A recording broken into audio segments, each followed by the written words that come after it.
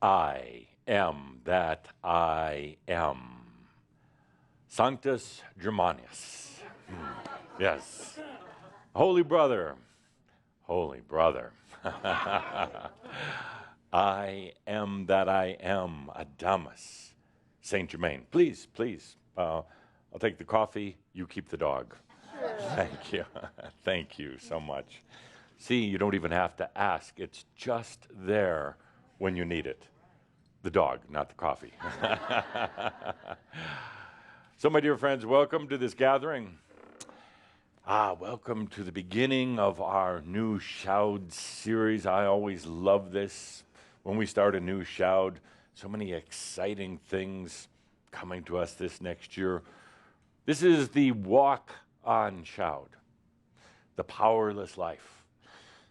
I call it that because it's time to just walk on from those things that are no longer serving you. Time to just walk on from, well, your old history. Time to walk on from that biology. Time to walk on from that mind.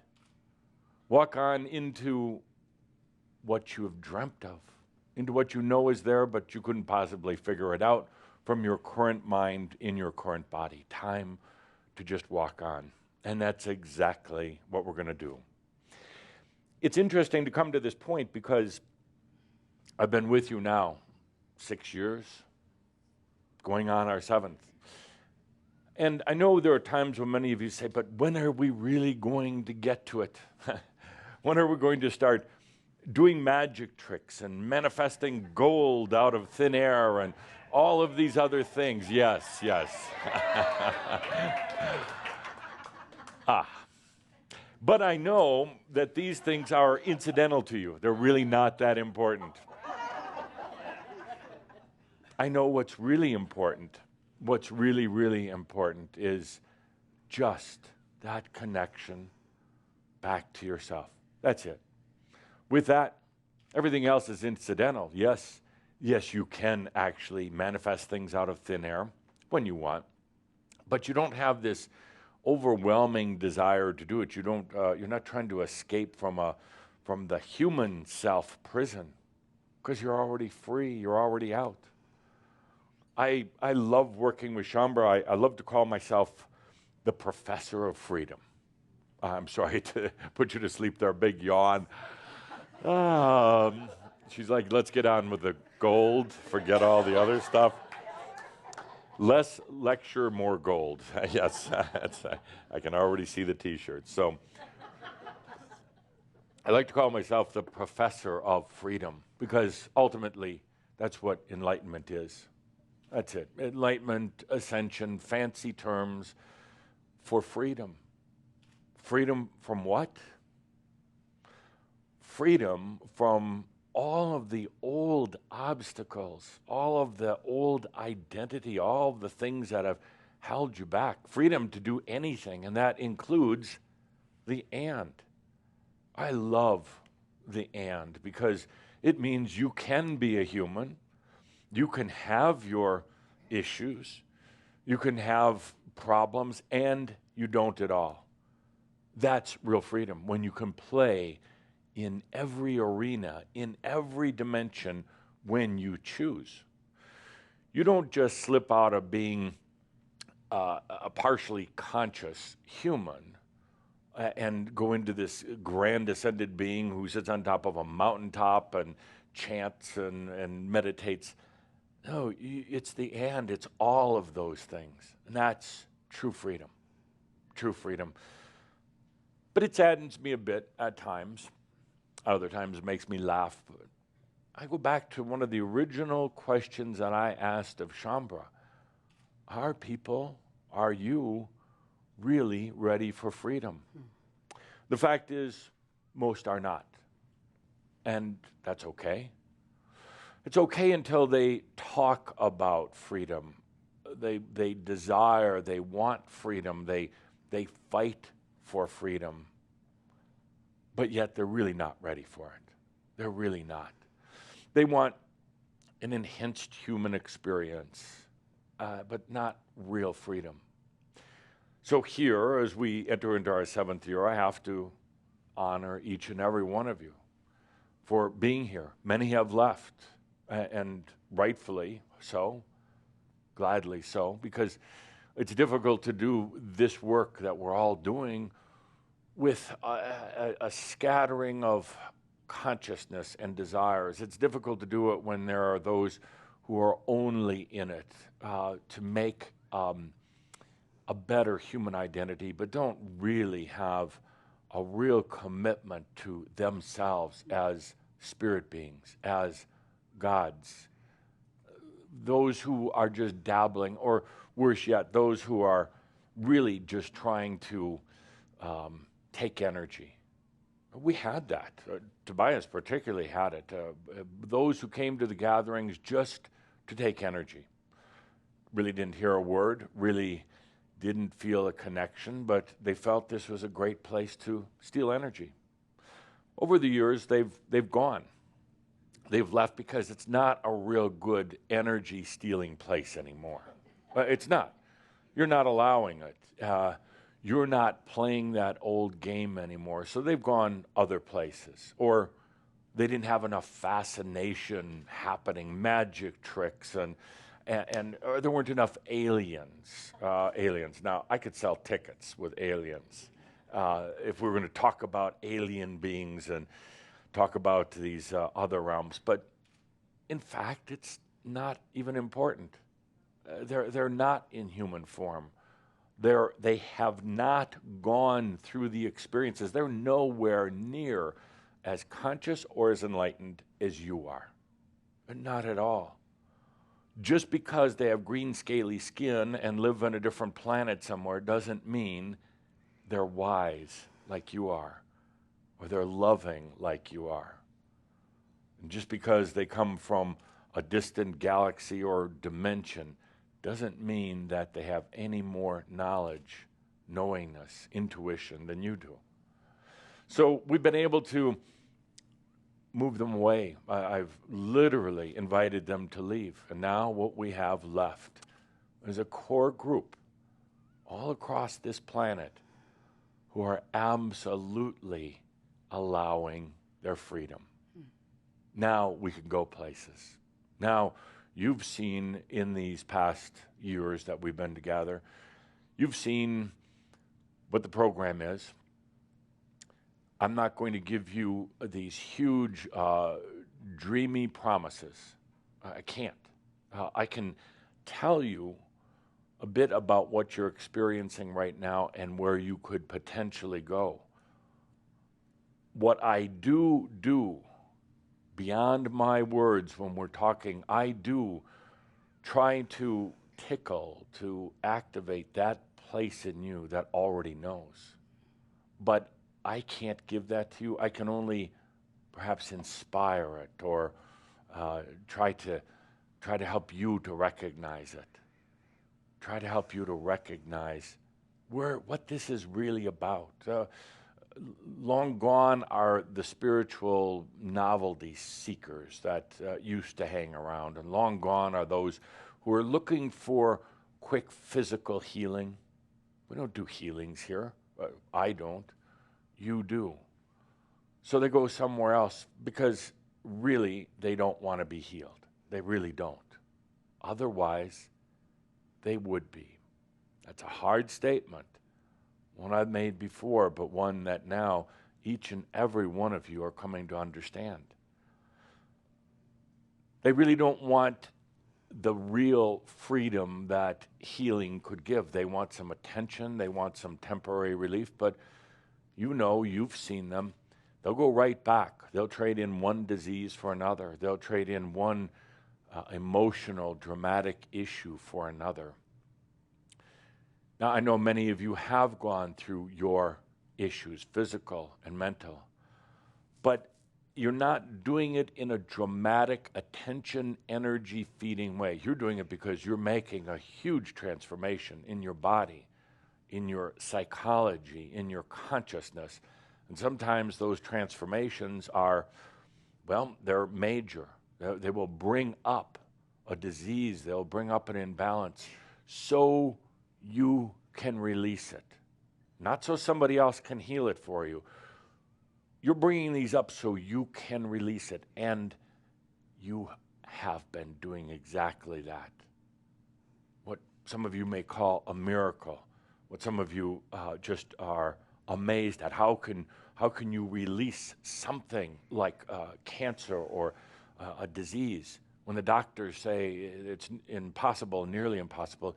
You're learning that you can, not with will, not with positive affirmation, not with any effort whatsoever, but simply with consciousness, with choosing.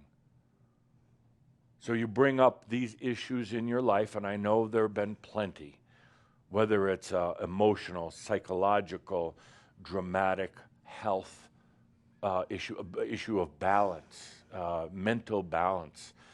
You bring these up so you can release them, so you can actually see the wisdom and the joy in it, and you can release it effortlessly.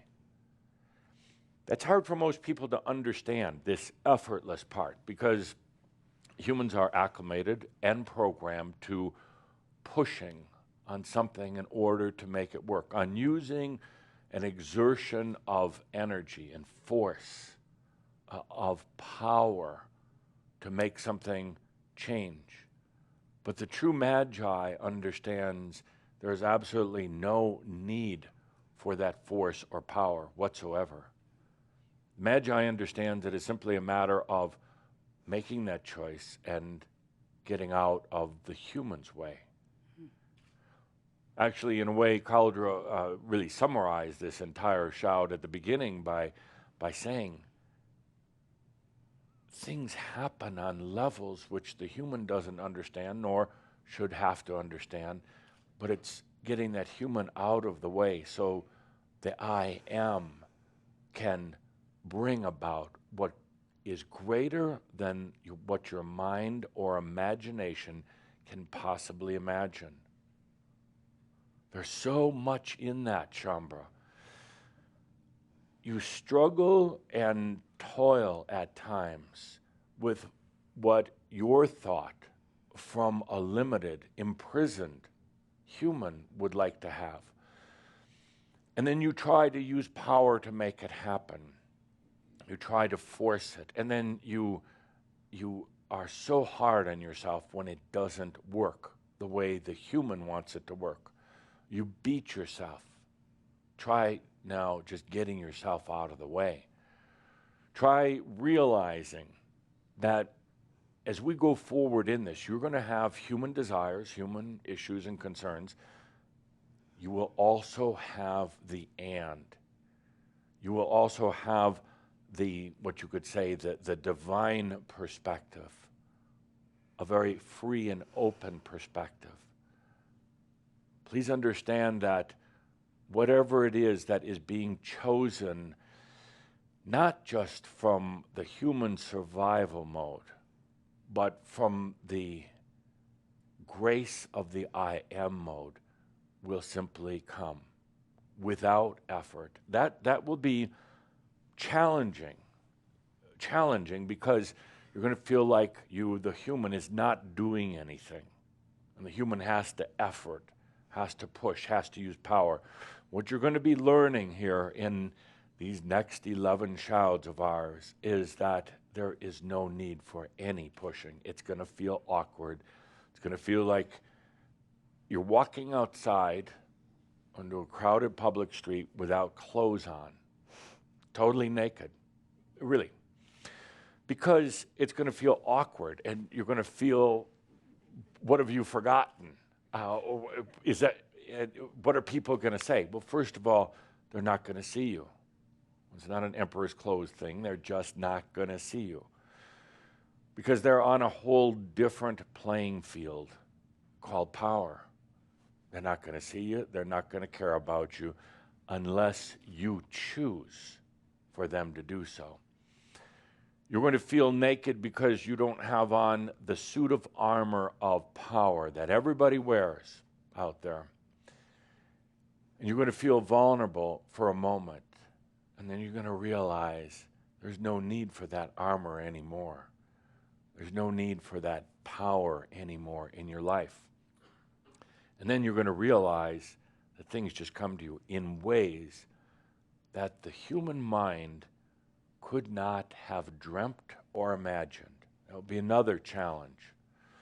You're so used to thinking about what you want, but the thinking, A, is generally not coming from your real thoughts. They're not really yours. They belong to your ancestors. They belong to mass consciousness. They're not really yours. You're so used to thinking in terms of the basics, a salary, a car that works, a house that you can sleep in, and those type of things. And those don't really matter. They really don't. I know to the human, they might, but I have to have those first. No, actually, you're going to realize they just don't matter. And you're going to hit a point in this year where you're going to get mad first at yourself and then at me. And you're going to say, why have I wasted so much time, so many lifetimes on the pursuit of such humanly things at the absolute forgetting or not seeing of what was really important? Why was I wasting so much time on things that were going to be there anyway if I had just allowed myself to go to the next level of consciousness? Why was I so short-sighted in just focusing on paying the bills, feeding myself, having a job, those things, when those are just going to be there naturally when I'm free? Those things, it's humorous in one respect and sad in another respect. It's humorous to see all this effort going into such mundane things, really mundane things, surviving, pretty mundane. It's boring, and that's why you're here. You recognized it was boring. It's sad to see how much of a person's lifetime and potential is wasted in a way when really those things are taken care of. I have to underline that and stress that. Those things that you worry about, the basics, Tobias talked about them years ago: abundance, health, relationships, and to a degree self-worth. But those basics are automatically taken care of in the powerless life. Those things are, they're automatically feeling in ways you couldn't imagine. Oh, I know, I see the linear mind paths you walk down at times. You plan out a life. What do I have to do about a job? What do I have to do about just the day-to-day taking care of the human physical? What do I have to do about my body and about what I eat and about chemicals and all the rest of that? And then it stops there. It limits right there. And everything then is designed around these basic human survival things. You're going to realize, and I don't mean this to be smart ass,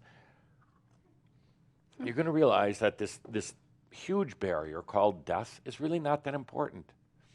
It's really, really not bad or dreaded. And the fact is that, all of you have death sitting out here like a time clock, ticking away. When's it going to happen?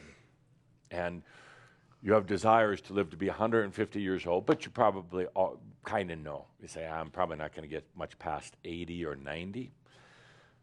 Some of you worried because of your family background that a health issue may take you now or next year. And so there's this huge thing about death, and it's really actually not that bad.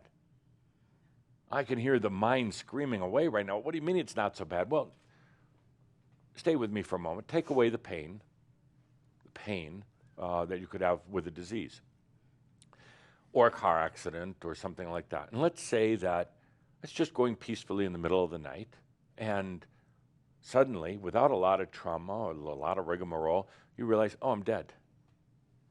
You look down, like the camera looking down at you, you look down, oh, geez, there's my body.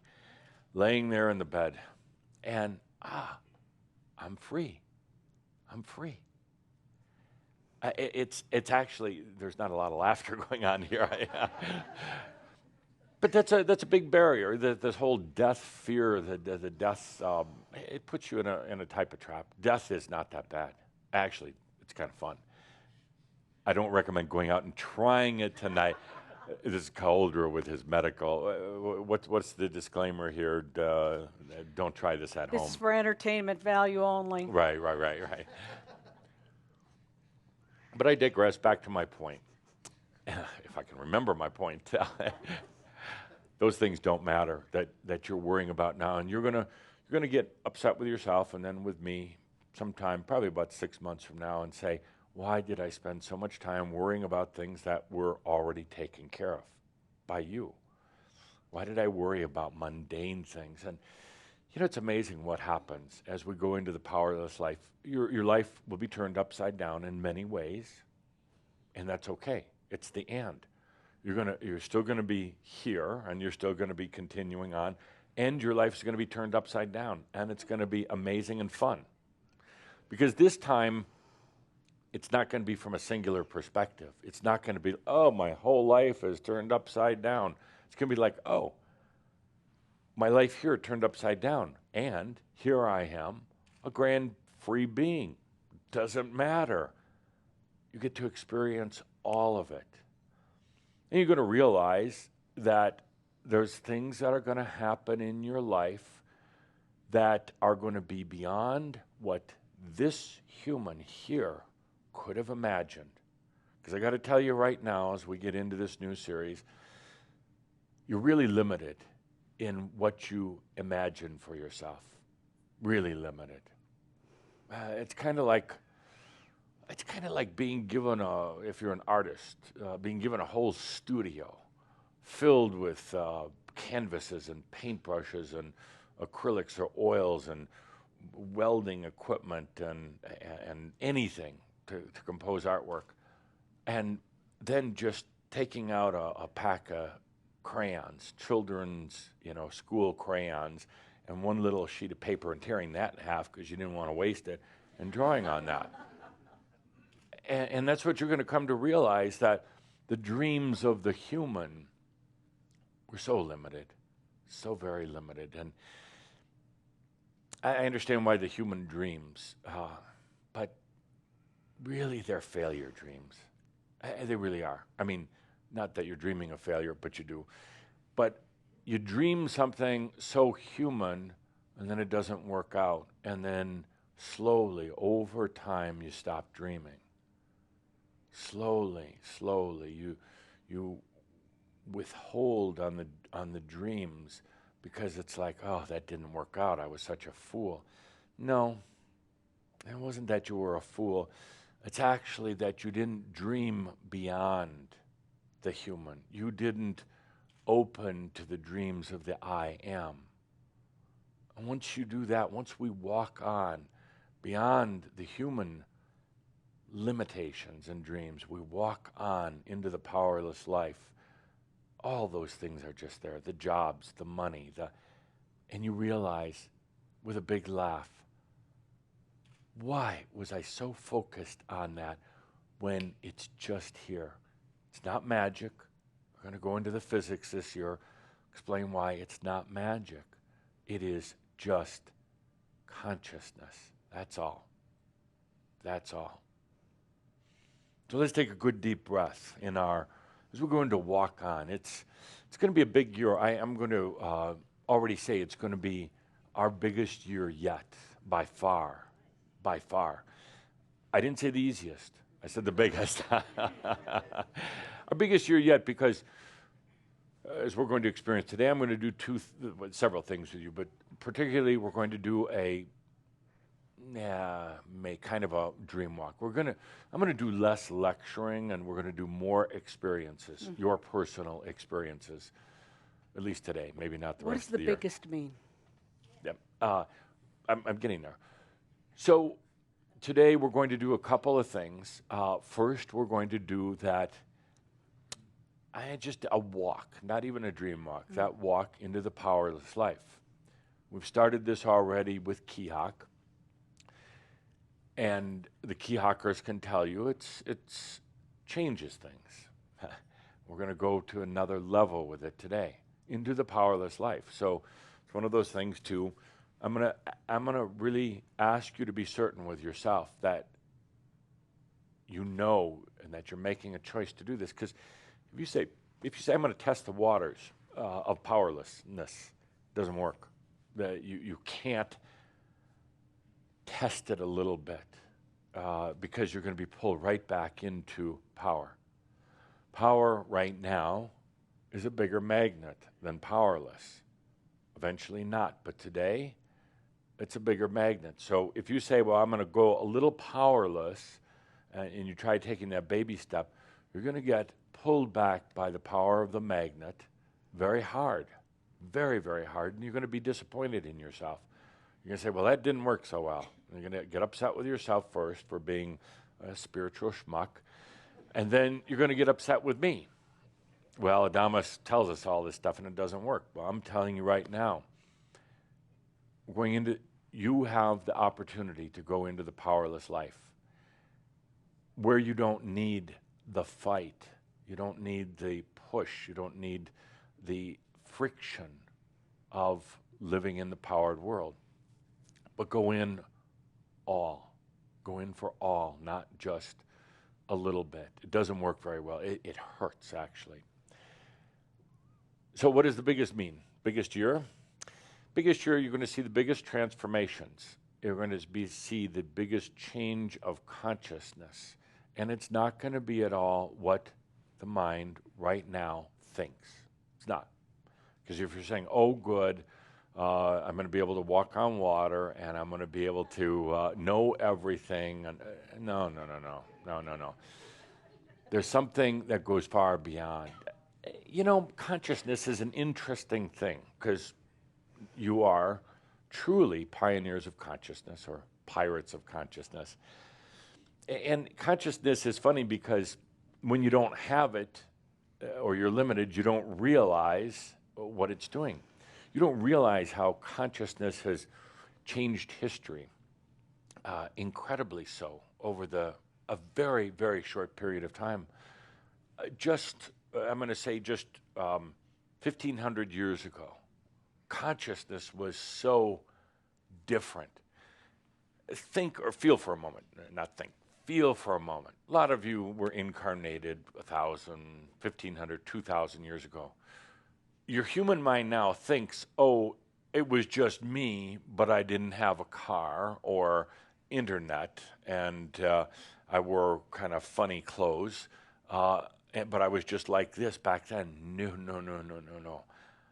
You didn't have nearly the consciousness. Do you realize back 1,500, even 1,000 years ago, that most people were slaves? Not just a few. Most people were owned by royals. Owned. And what's even stranger is they didn't question it. They didn't need a lot of guards and armies and police to keep the slaves as slaves, because you didn't question it. It was your lot in life. Now, there was kind of, you could say, an overlay that kept you in line. And one of my favorite things to not talk about is the Roman Catholic Church. It was a great, for those of you with that background, take any church, put it in place, and it's the same macchio. The church kept you in place. The very unconscious beliefs in some God that really doesn't exist, thank God for that. But you were told that you had to be a servant, you had to serve God, you had to serve your masters, you had to lead a hard and suffering life, because this is what God required. And you know, you believed it. You didn't really question it back then. It went on and on. Without patting myself on the back, because I'm going to let Linda do it here. Ooh. A pat on the back. Ooh. I, along with a few other esteemed, now ascended grandmasters, were the first to talk openly about freedom. Openly. Do you realize that back 500 years ago, if you'd talked openly about freedom, openly about freedom, you would have been arrested, you would have had the trial about 10 minutes later, and you would have been hanged or burned or guillotined immediately. Now we can talk about it like this, but consciousness was so different. Consciousness was unconscious, and I could go on and on and on with examples. Do you realize that in this world, the first true democracy did not really exist until about 100 years ago? And you say, oh, no, but the Greeks. No, my friends. The Greeks and not so much the Romans, but the Greeks. No, they thought about democracy. They contemplated it. And they had certain democratic activities with the elite. But it wasn't open to everybody. I don't really consider that a democracy when it's not open. Just because you have 10 rich guys sitting around and voting about how the rest of the empire will be run is not a democracy. And you say, okay, but America, the first practicing democracy goes back to 1776. Nah, wasn't really democracy here until actually, in my opinion, about 40 or 50 years ago. And it's still not real freedom. There are still those who do not have the same entitlements as the others. It's much better than what we were 300, 500 years ago, but my friends, there's still not freedom. Don't kid yourselves. Don't kid yourselves at all. So back to my point, whatever the point was. Consciousness. In the next year, you have the opportunity to become much more conscious, aware, knowing. And it will surprise you and amaze you at times during the year. Write it down if you would please for yourself or share it. How much you were unconscious before, how much you thought you were on a spiritual journey, but you were really unconscious. Spiritual journey, to me, is a human's heartfelt, good-intended, but failing attempt to be free. Spiritual journeys are filled with makio, they are, and leaders, and gurus, and everything outside of yourself. Spiritual journeys are a distraction at best. Spiritual journeys are often a huge pitfall that leads one back again and again and again for new incarnations. And what do? They get right back on the spiritual road. Now, I know some of you are out there, maybe one or two even in here, are like, oh, here goes Адамус, picking on everything. Absolutely. Why not? I almost feel like I've got a rifle and I'm sitting here in a barrel of water with fish in it. And it's easy. It's easy to pick on all of it. It's easy to really take a look with a sense of humor at everything in your life, a big sense of humor, and realize it was birthed from a place of limited consciousness. And, you know, we're not going to keep trying to repair the limited consciousness.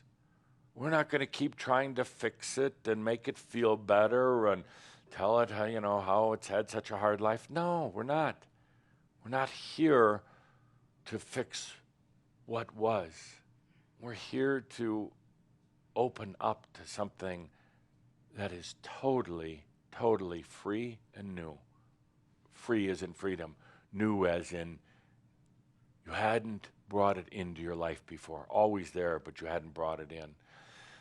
So please understand, in the power of this life, we're not going back and fixing bodies, brains, We're not going back and trying to repair old things. Why?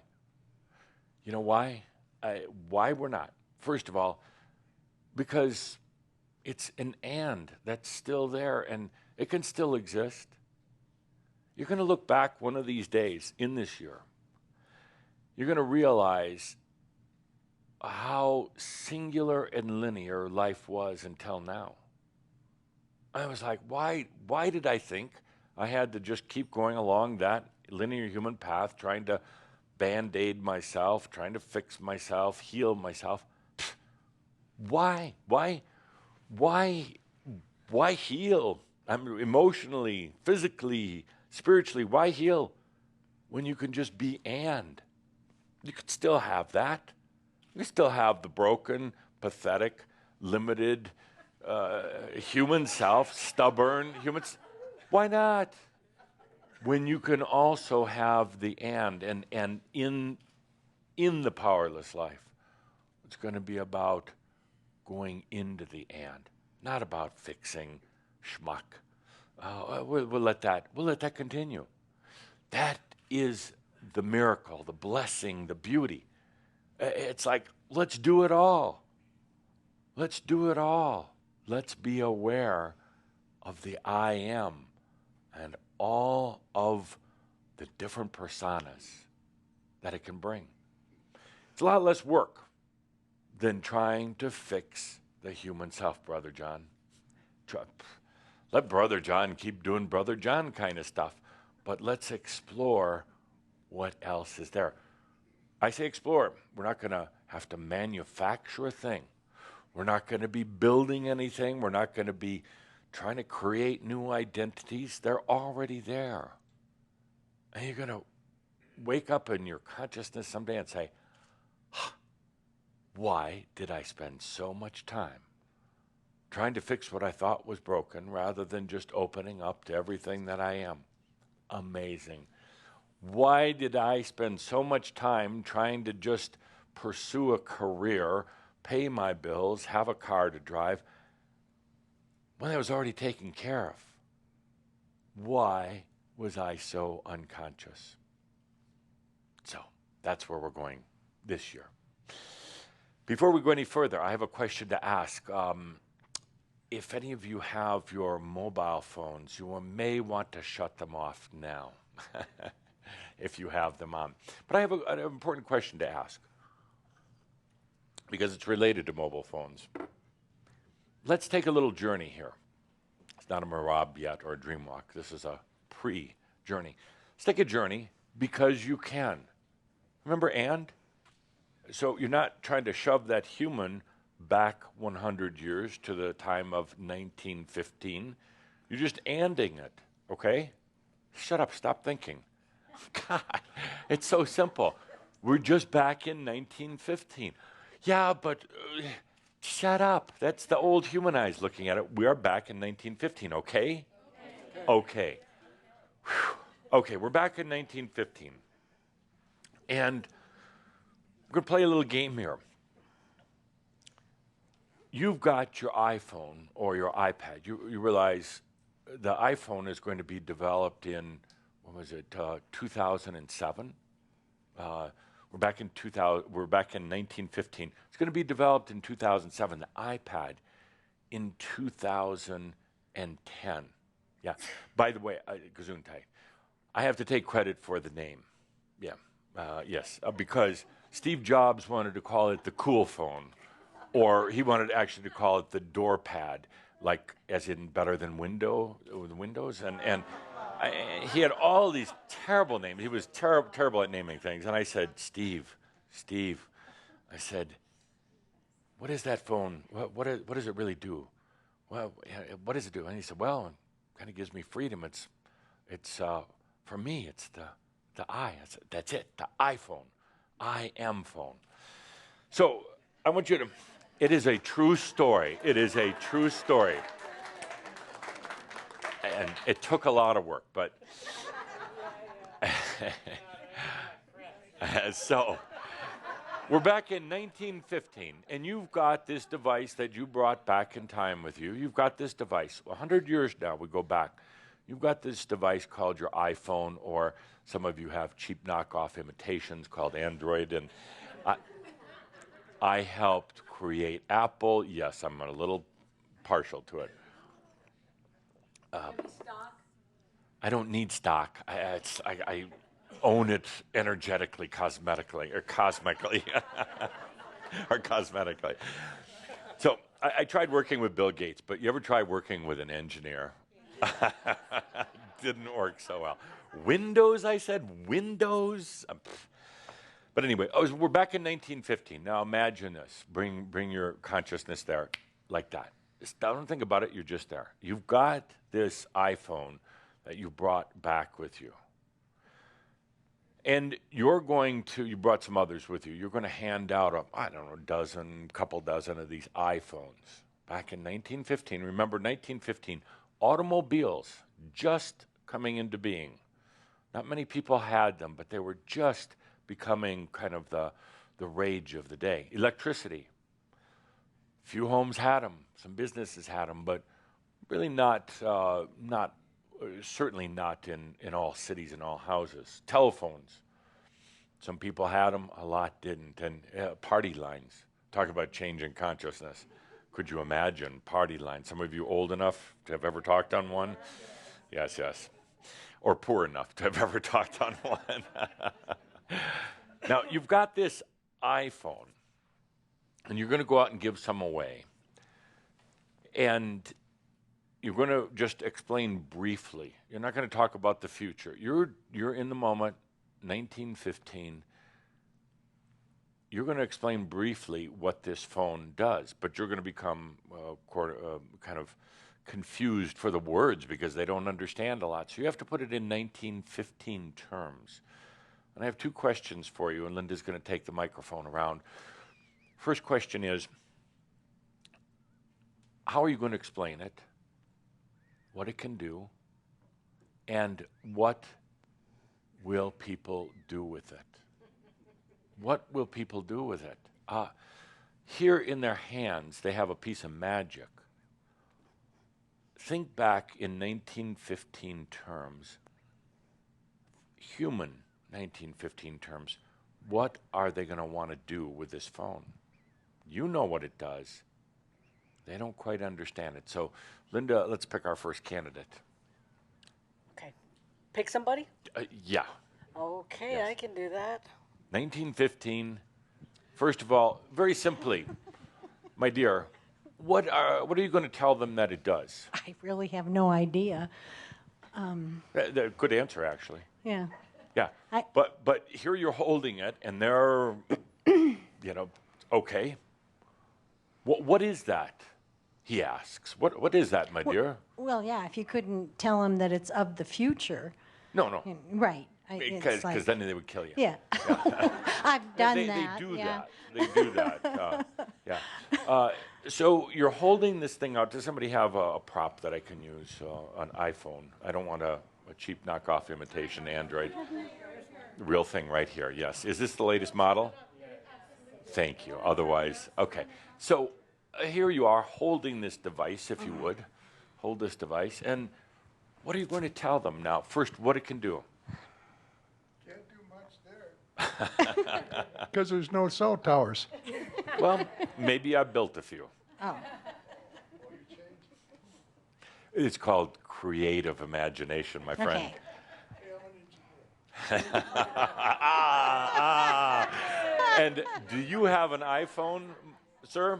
Hell no, I've got an Android. Aha, to my point. To my point. I love you guys. Okay, first of all. Now my son is an engineer, so Yeah, I think like an engineer. Oh, okay, but also. so tell me, now, 1915, explain three easy things. What does this device do? It shows you potential. Well, I wouldn't get that either. Yeah. And, they're going to want to take it, and they're going to want to Play with it. look at it, of course, and then they're going to want to throw it. No, don't throw it. No. Okay, but that's what they'll do. Yeah. Okay, so quickly, we have a lot to do Yeah, today, we and can move on. pizza will get cold before we're done here. What, tell us, what is this going to do for them? I'll give you a clue. Okay. You can look at pictures. Pictures. Okay, Yes. you can have any see. good pictures on there? They don't know what video 1915. is. Okay. So pictures, they can look at pictures. Yeah. Okay, and what else can they do? They could hear voices. They can hear voice. Good. No, I like that. They can hear. Of course, they might already be doing that, but they can hear. They can hear voices, look at pictures, and what else? Music. They can hear music on And it. hear music. Now, they're going to be absolutely amazed. Of course, you'll have to demo it for them. They'll be absolutely amazed. Now, you know the potential of what this thing does. And yes, we have towers and all the rest of that up now. We've constructed some to make these work in 1915. What are they going to do with this most amazing device? They would have no idea of what to do with it. Yeah, but let's say you showed them a few things on there. What would they try to do? Kill me. Well, yes, yes.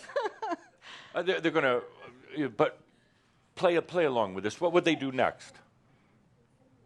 Well, steal it. Exactly. Okay, and how much good would that do them if they stole it? Nothing. Because they Because don't they know wouldn't how to understand do it. it. Good point. Yeah. Excellent. Okay, good. Let's move on. Yeah, that was good. Next, same question. What are you going to tell them that it does, and what are they going to do with it then?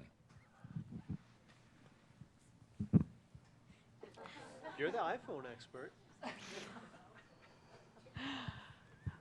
I would tell them that they could connect with people from all around the world, that they can learn new things, that they can What new things would they learn?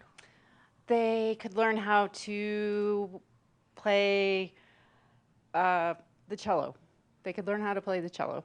Okay, on that little box. Uh-huh. Okay, good. Yeah. And one other thing. What else? Um, Did you learn how to play the cello on that? I'm working on it. An invitation to be here on stage next month. Oh, wow. With the cello. I better get going. Yeah. They could play games with people. I don't do that, but I understand that you can play games and connect that way. Okay, good. And what are they going to do with it now? You I give it think- to them, what are they going to do? I think they're probably going to try to play hockey with it, with Play sticks. hockey. Yeah. Hockey, that was big in 1915? I don't know. I don't, I'm searching the, no, only in Canada, yes. Oh, okay. It was not yeah. known to the rest of the world, yeah. Okay, good. Let's do two more. Okay. I'm going to prove a point here in just a moment. You're all going to go, ah. Edith. So what are you going to tell them that it does? Complicate their lives beyond all reason.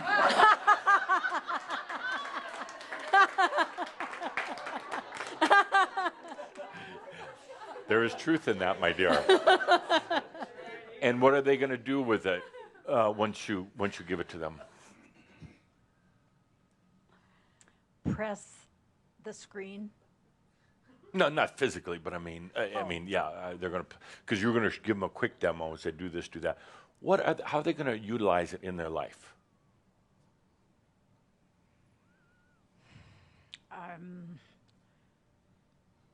I think most everybody's answered the only things I can think of. I don't know. They can play games. They can see pictures, hear music.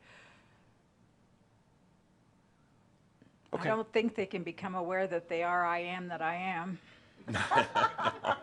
No, probably not. Good. I'm proving a point here. One more, very quickly. Okay, one more. One more, very quickly. It's difficult, challenging.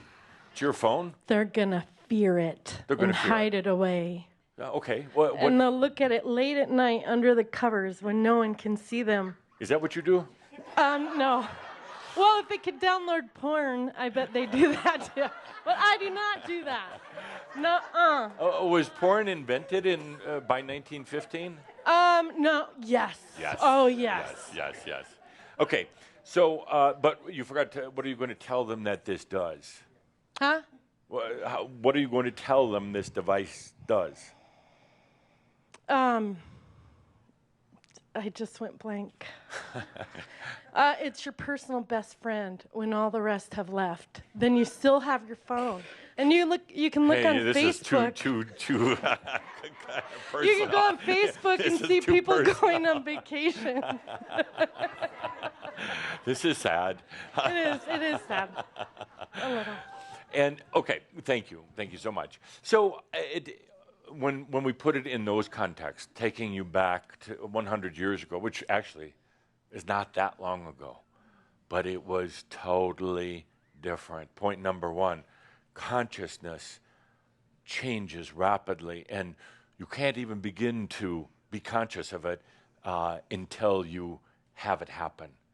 You go back 100 years, it was so different. Not just technology, my friends, consciousness was very different. You try to explain something that you know now, you take for granted now. It's only been around since 2007. 8 years, my friends. You would have a difficult time going back to 2006 and explaining what this device was going to do. I tell you all this because what's going to happen with you, with us, this next year is going to be on that same scale, but much more. It's hard to imagine it, hard to put it in words, so don't try, please. Please do not start trying to plan what's going to happen, because I can guarantee you it's going to be totally different. But would you please allow it to happen? If you had been given that device back in 2006, no, let's say 2005, 10 years, even 10 years ago, it says, what would you like this device to do for you? You couldn't have even imagined what it can do now, 10 years later. You couldn't. You would have been limited. That is my point, my first point today. Would you please get out of the way to allow what's coming next? The human doesn't have to plan it and can't. You couldn't have imagined 10 years ago what that could do for you, much less 100 years ago. Second point in this, what are they going to do with it? You do a little time traveling, you go back and you give them this device, you give them a little bit of training. What are they going to do? Unfortunately, human nature says that they're going to do one of several things. Turn you over to the authorities. And truly, they are so afraid, they don't know what to do, so they're going to rat you out. Or they're going to find a way to use this device, which you just carry around in your pocket now, you take for granted, it's your best friend. They're going to find a way to take this device and destroy themselves, their personal lives. It's too much for them to handle. They're going to be overwhelmed by it. They'll either find a way in their personal lives to try to build up that human identity from 1915 that cannot cope with the technology and the freedom that's available in that little phone. They'll destroy their lives. That happens so often with humans. They're self-destructive. They can't handle it. They say they want something bigger and better. They can't handle it. Every one of you knows from your own personal experience about that. Or they're going to use it to blow up the world. Somebody's going to say, with this device, we can create new weapons. We can spy on the bad guys. We can accumulate wealth and power and power and power and power. They're going to use it. I guarantee, if that came out in 1915, if you went back, they're going to use it to acquire power of some sorts. Manipulate their friends, co-workers, government officials, the world, it doesn't matter. They're going to use it for power. So point number 2 in this, as we get into this year, there is no power. And as new things come to you, they're not going to be used for power at all. Do not use them for power. You will be tempted. You will be seduced. You will give me and other Shambhar excuses. There are other Shambhar who will say, don't do that. You don't need to get that from outside yourself. You don't need what we are learning to acquire more things for the human identity. And you're going to argue with them. And you're going to tell them how Адамус is wrong and how they're wrong and how Адамус is controlling everybody. My friends, I'm telling you right now, just as if someone back in 1915 was given an iPhone, they would use it for power and ultimately for destruction. We're not going into power. We don't need it. You don't need it. Would you just breathe that in a moment and feel, if that's right for you, the powerless life? You don't need it at all. So, next question. Let me set it up. Next question. Here we are in the year 2015, and you are given a device. You are given a device that attracts energy simply by choice. I'm not going to say what the device looks like, but let's say it looks kind of like this. It's real simple. It attracts energy by choice whenever you need it. And this device also neutralizes emotions, your emotions, not from other people, but yours. Neutralizes emotions. A little scary. Oh, I'm going to try it right now.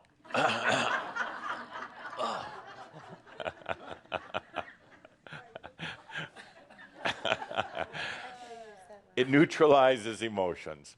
This device also allows you to be anywhere you choose. Now, I say anywhere you choose. It doesn't make your body vanish and reappear on the other side of the world. We're in and now. We're in and. Your body's going to stay right there, but your consciousness can bilocate. And you go, well, what's the value, if I can't take my body? Two things. You're going to realize you don't need it.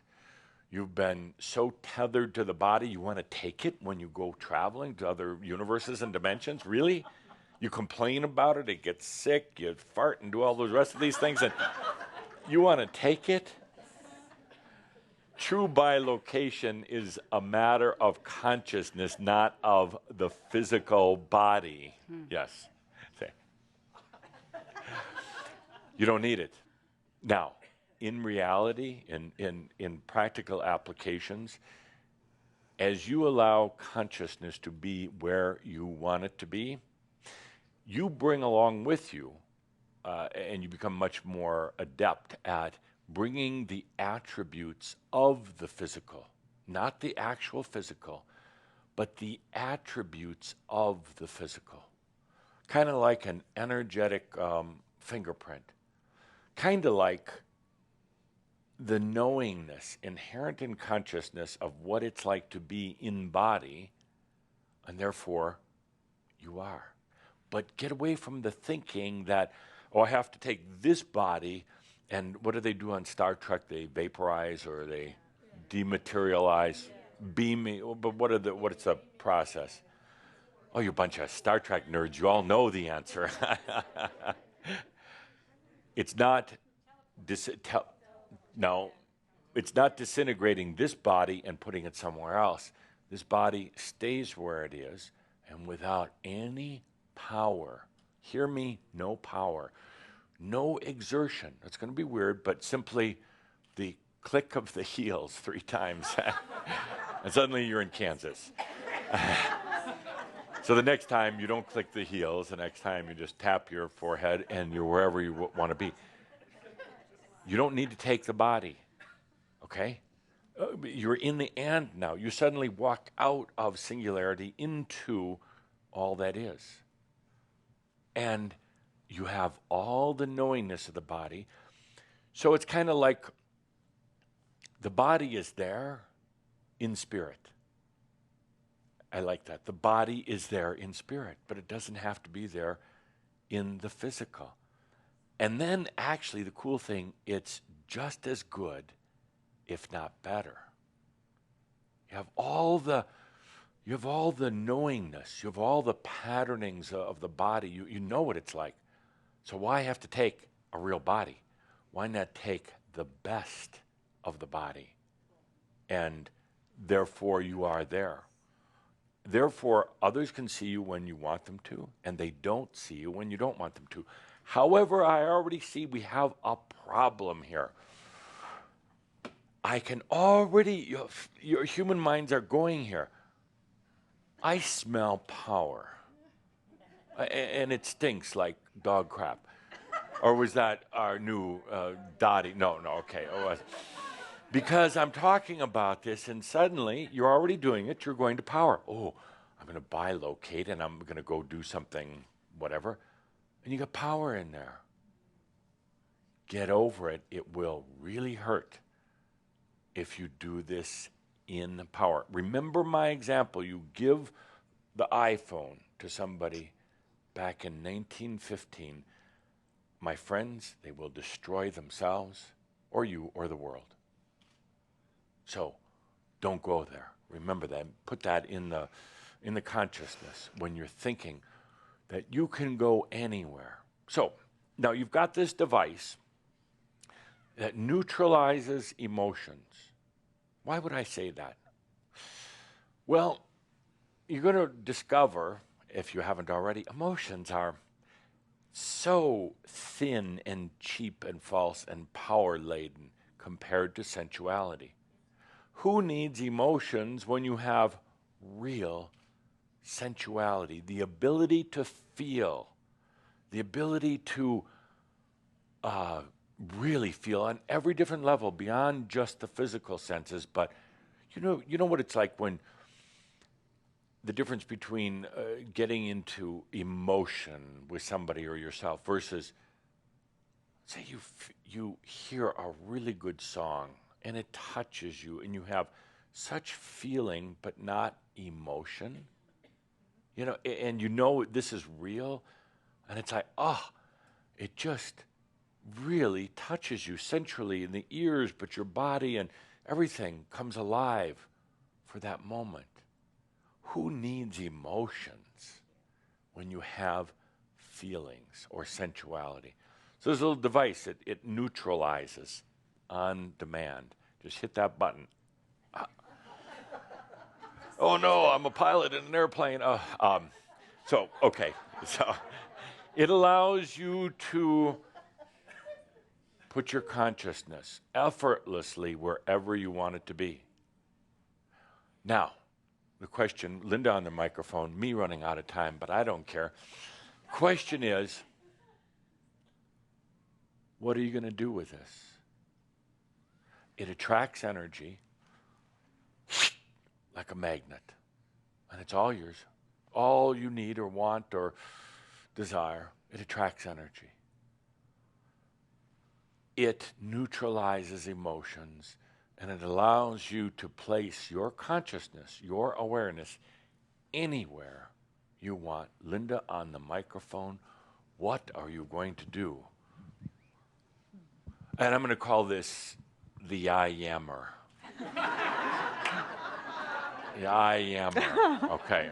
Would somebody please trademark that name for me right away? I ammer. I-Y-A-M-M-E-R. Why-ammer. I ammer.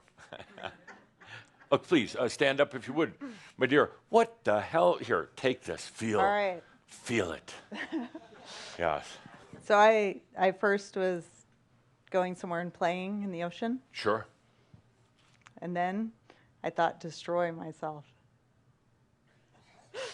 No, so I was just playing, just going somewhere and destroy yourself, and snorkeling and playing. So you're going from swimming with the dolphins to destroying yourself. You said didn't you say 1915?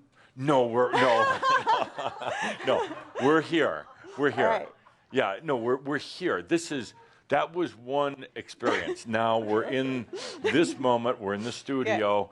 Yeah, and we're here now. But I've brought a device. Let's call it from the future. I've brought it to Shambhala right now. I'm coming from not 100 years, but I'm going to call it 27 years into the future with the I Ammer and giving it to some Shambhala. It has a lot of attributes, so much more than a simple iPhone. But the important ones here are it neutralizes emotions, it attracts energy as much as you're choosing, it just brings it in, and it allows you to put your consciousness to be anywhere, not in physical body, but in a way in physical. What are you going to do with this? I'm giving you, just like we gave the folks back in 1915 the iPhone, I'm giving this to you now. What are you going to do with it? So I want to play. Go lots of places, experience lots of things. Okay. Well, give So me an example. traveling and Give me an example where you're going to travel to. so traveling to Europe. And You can get on an airplane and I do know, that. but But what about other dimensions? sure. I already Okay. do that. So Give me my I Ammer back. It's mine. Point taken. I don't know. Point taken. Go to Europe? You got the I Ammer? And you're going to go to Europe? Go to another dimension. Go to hell. I mean, see what it's like. And then choose to go back out. Go to heaven. Go explore. The human would go to Europe. Where does your spirit want to go to? Where does your soul want to go to? Oh, okay, next. Over here. The I Ammer is destruction proof. Yeah. It cannot be destroyed. Okay. What are you going to do with it, Scott? Would you mind standing up? Sure. I know, because I was thinking travel too. My brother's traveling everywhere, and Where would you travel to? oh, he's going all places. I would go under the sea. I've never done that, so I would explore. Under the sea. Well, under the ocean. in I the mean, ocean. like beneath? Yeah, explore. I don't know, shipwrecks, things I would never do normally, unless I try to plan something out. Give me my I Ammer back. Pete, help me, Pete. For Pete's sake. You got the I Ammer. What are you going to do with it? Whoa, whoa, whoa, whoa. Yeah. You got an I mic and an I Ammer. Yeah. What are you going to do with that? Throw it away. Why? Because I don't need it. That's true. I can do all that stuff. I'm learning to do all that stuff. Right. Now. Right. Okay? But With this is a part of my gift ascension. from me to you. You can't throw my gift away. Okay, I'll just put it down. You know, Pete, I like you, but I'm taking my damn gift back. Okay. I'm going to give it to somebody. Oh, Sart, help me out, Sart.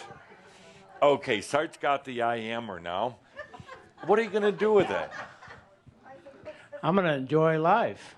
Well, okay, cool, but what are you going to do with it? I'm going to make it work magic for the rest of my existence here. Give me one example. What are you going to do later today with it? I'm going to have pizza. Give me that back. David, dream after you get the microphone. Dream. Why me? Yeah. David. Become the conscious creator. Yeah. That okay, I know but that I am. How? What are you going to do? Well, as an example. What are you going to create? Yes. By 5 o'clock this afternoon, what are you going to create? There's a game called disc ball. Okay. Yeah, it's absolutely an aerobic game that facilitates the body coming in balance and energy movement and joy in life. How old is that idea? Well, I've been kicking Get around. off of I've it. been Go to kicking something around else. too long. Go to something else. Yeah. So if it doesn't work, get off of it. Do something else, please. Thank you. Absolutely. Leave it behind. Now, what are you going to do with my I Ammer? All right. really experience the joy of myself. Come on, give me an example. Yeah. It neutralizes emotions. In other words, lets you have true sensual feeling, if you know what I mean. So how about a 24/7? How about a 24/7 orgasm? Okay, finally. Finally, we've broken through the barrier. Yeah. And that's a start, for Christ's sake. good Not start. you, Christ, but no, not Jesus. So that's a start. Now, it neutralizes emotions, it attracts energies, and you can go anywhere simply by I aming. Anywhere. What are you going to do? Give me something else. You're having this big orgasm. Now what? Right. And explore the dimensions. And actually, in doing that, also share potential of my I amness with whoever chooses to know. I'd share my ass. They'd kill you first. Yeah, well, we have to find them. I'll just be teleporting. Give me that. Give me my damn I ammer. Okay, this is the last one. You better. You better. You come right up to the front there. Okay. Yes.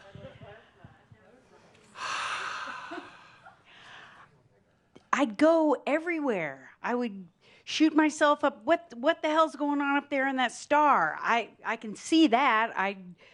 I project myself into places I can't even imagine, but they're there, and maybe I'll be this like svelte 6'2", gorgeous woman, and I'll walk around and I'll do whatever the hell I want to do.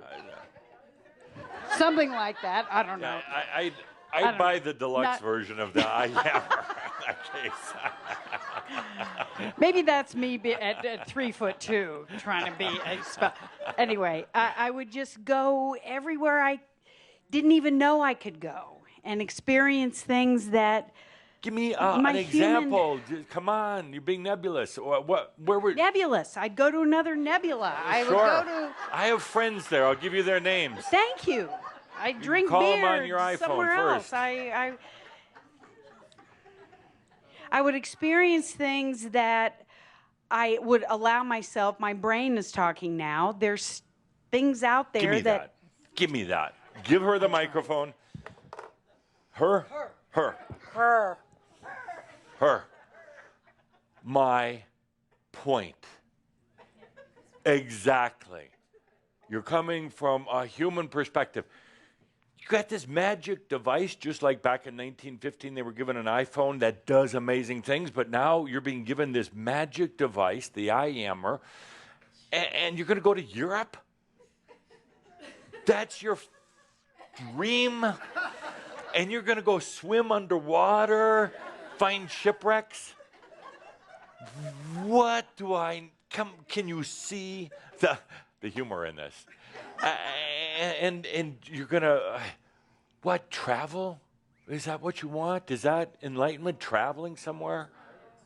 Of all the things, David probably is the only one who even came close to hitting the bell, is going to have a 724 orgasm. We know where he's coming from. And we know he's going to have a lot of friends.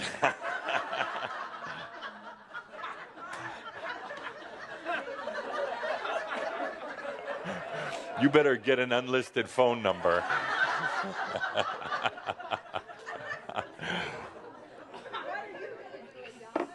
I couldn't have scripted this day better if I tried. I didn't have to try. You did it for me.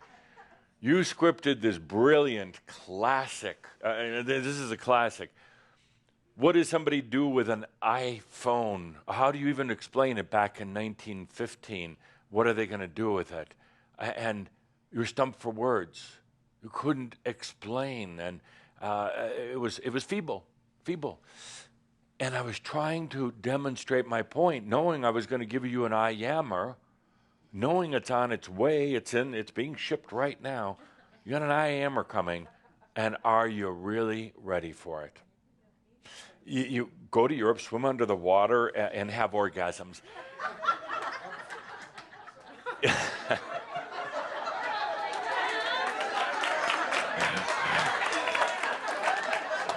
Is this where we've come to? Is this where we part ways?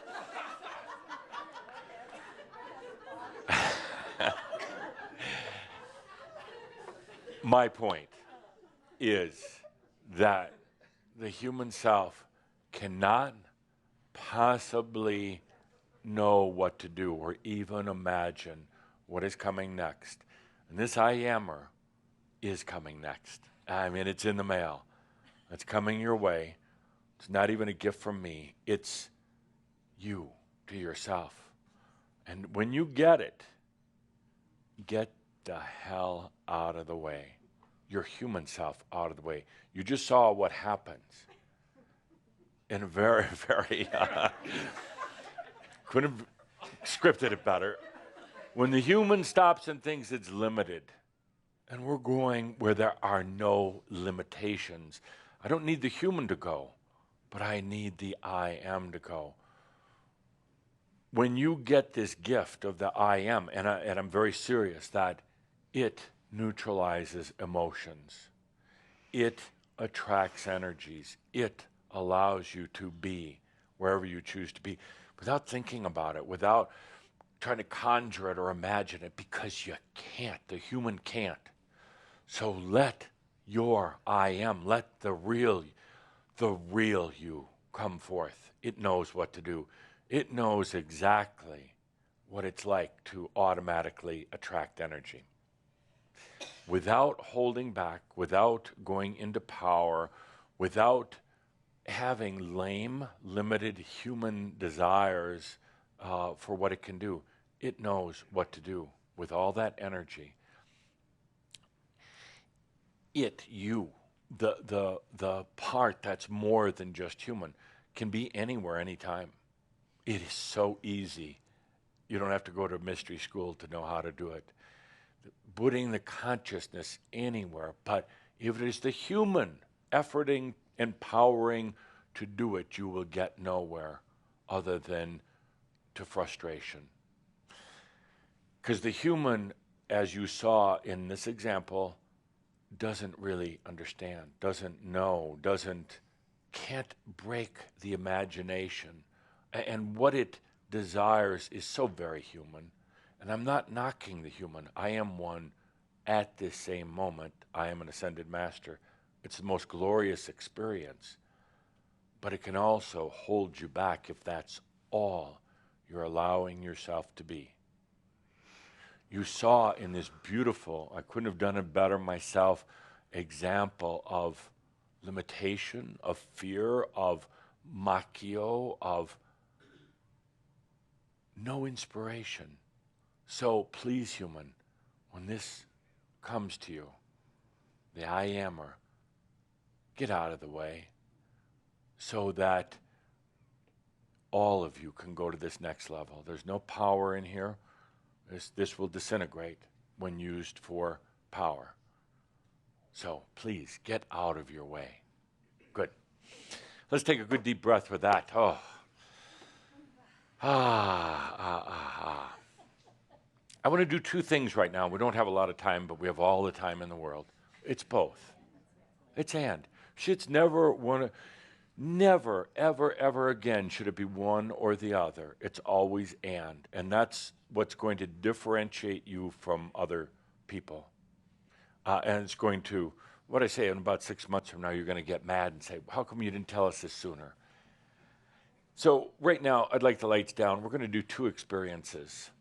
The first one I'd like to do with you, trying to decide which to do first. So we're a very short one here, but because we don't need a lot of time for it. We're going to walk on beyond power, So John will want the alternative track, not the first one that was composed just for today. But I want to do a brief experience. It's kind of like a dream walk, but it's you walking with yourself. So take a good deep breath here and remember the I ammer. It allows you to be anywhere you choose to be. Maybe not with your physical body, maybe not with your brain, but But the I Ammer lets you be wherever you want. There's no will, there's no force. We're moving now into a whole new era. It's called Without Power. And as I said earlier, it's not, you don't try to keep one foot in power and one out. You simply go beyond. Power is an illusion from those who don't understand that their consciousness creates all the energy that's ever needed for everything. Nothing needs to be gotten outside. Nothing needs to be taken from others. All energy is already within. As we go beyond power, you're entering into a whole different world, very different world. It's a very liberating and freeing world. And you realize that you naturally attract energy. You realize that you always have been. But maybe not the kind that you were consciously choosing. You realize that never again do you need to look to anyone else for energy.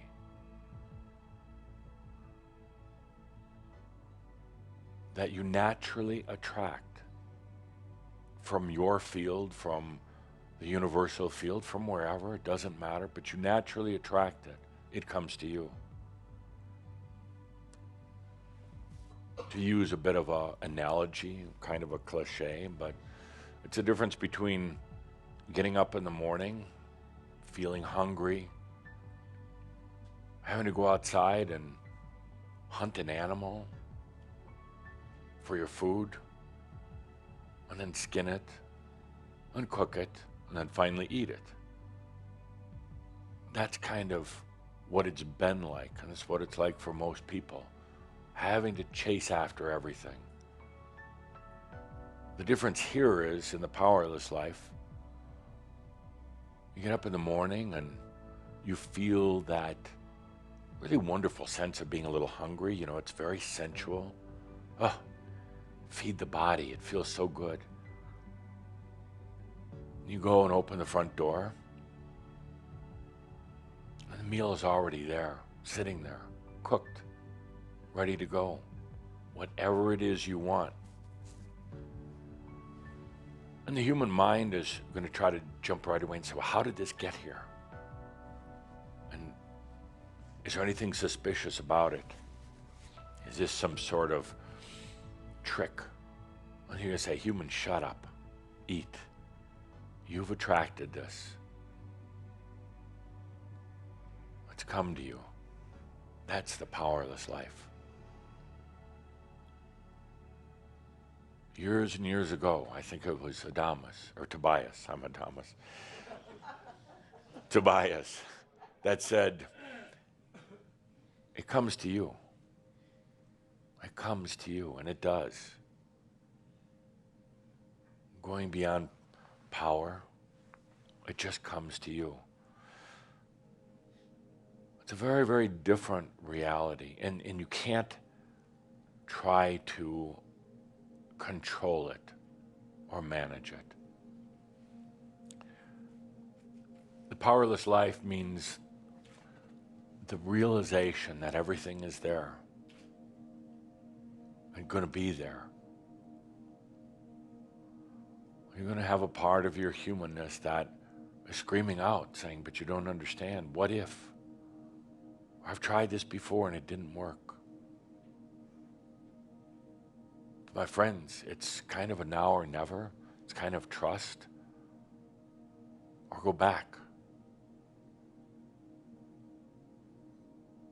So we enter this era, this dimension, this consciousness of the powerless life.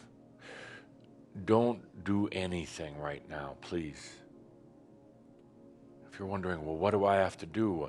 How hard do I have to work at this? Don't. You're already there.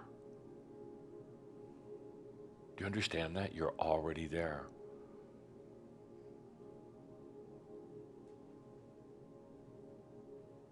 This isn't magic. This is just consciousness.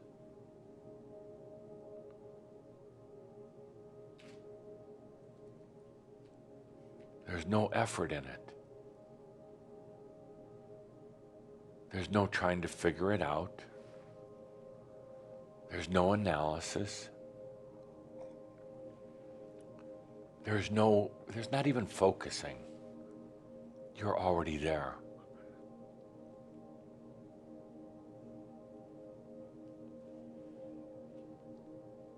And that's the amazing thing. It was done without power.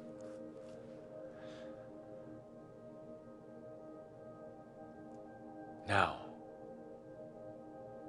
the only thing the human needs to do is allow it. That's it. So take a deep breath. You are now in the powerless life.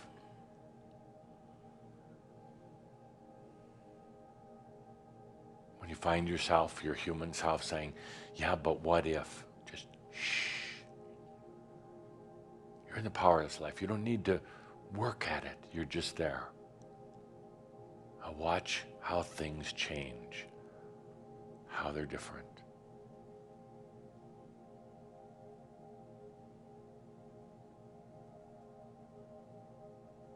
This is not hard work. There's no effort. You're just there. Now, let yourself experience it. I know you have flying through your head right now, but what if, and what if, how should I do it? What? Shh. That's just that human voice. But remember, it's the and.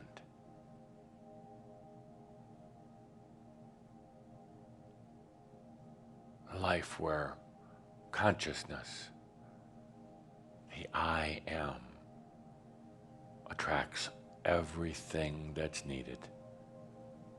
It attracts it. Let's take a deep breath. As we segue into the next part of what I wanted to do with you today, let's take a deep breath.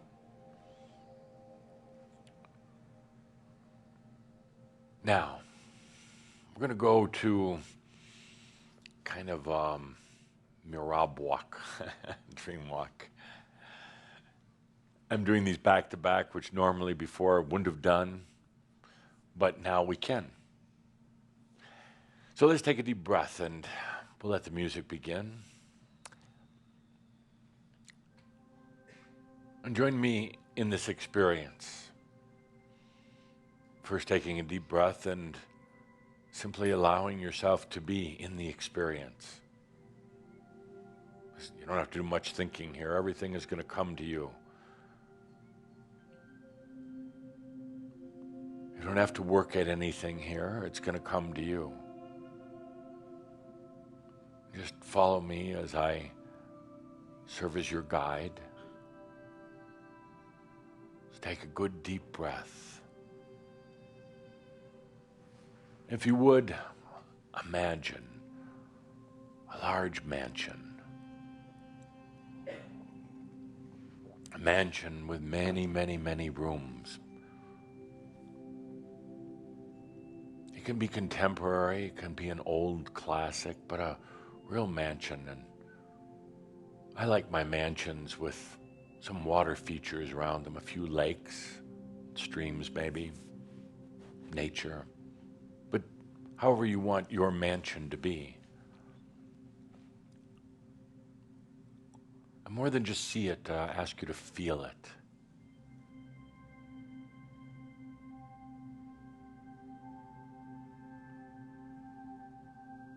And remember, with the I ammer, you can be wherever you choose without effort.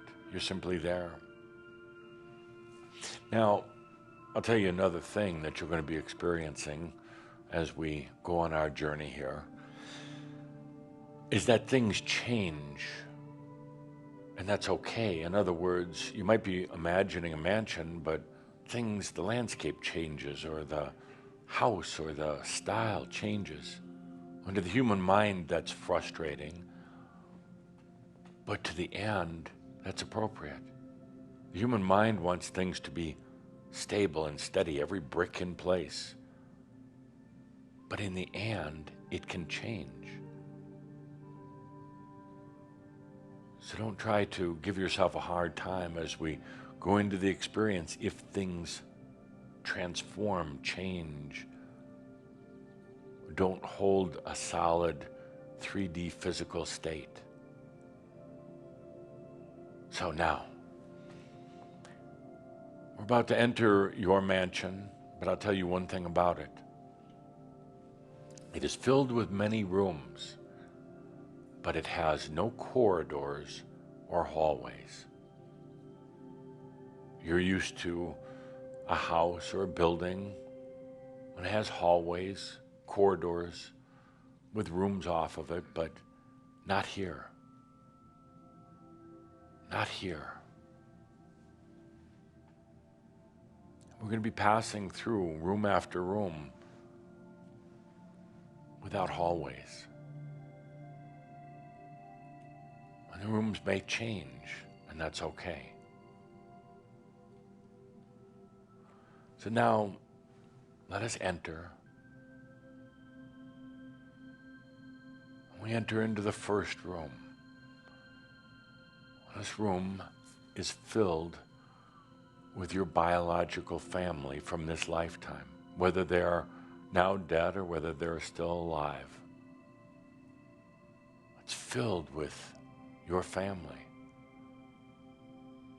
Brothers, sisters, parents, aunts, uncles, nieces, nephews, cousins, whatever. And I ask you to be very present in the room, your consciousness, you. Now, feel around the room. You can see the faces, the bodies of your family.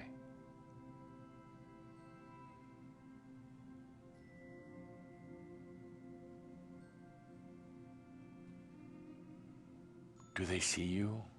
Are they aware of you? Are they interacting with you?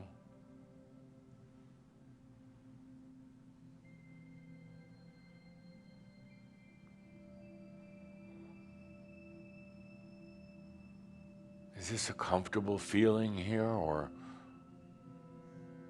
is it a room that you're not so comfortable with? What are they doing? By the way, it's okay if things change and move.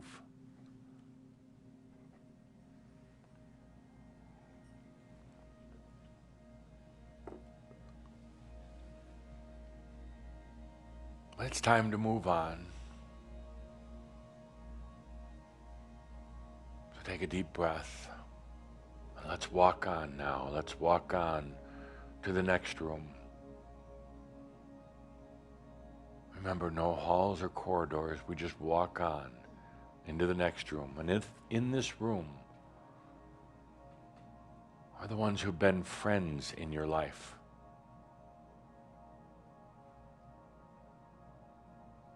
Feel around. What are the faces from maybe childhood friends, school friends?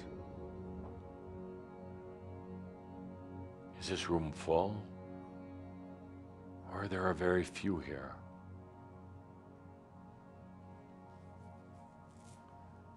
Do they notice you?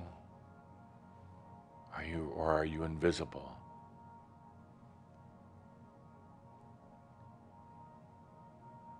Can you see them? Or are they kind of faceless?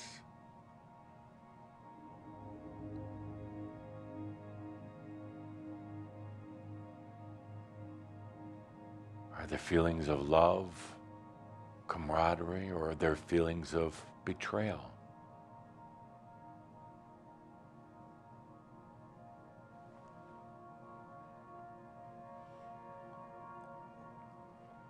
Notice sometimes how it's not necessarily what you would have expected. The faces, the ones who come forth, the ones you notice.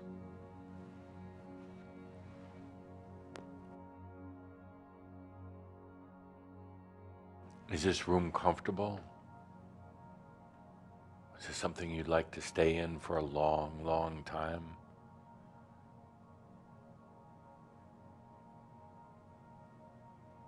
Or does it feel like maybe it's suffocating or limiting or just uncomfortable?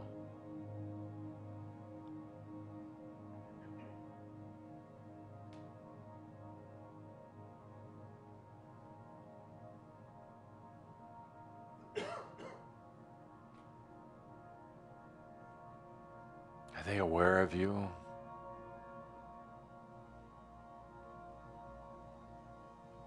What are they doing?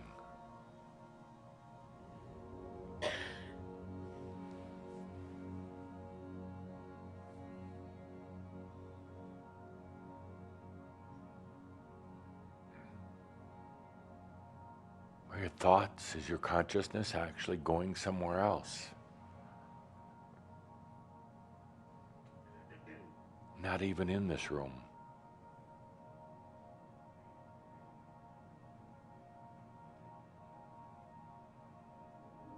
Let's take a good deep breath. It's time to walk on. We have other rooms to visit. Time to walk on into our next room.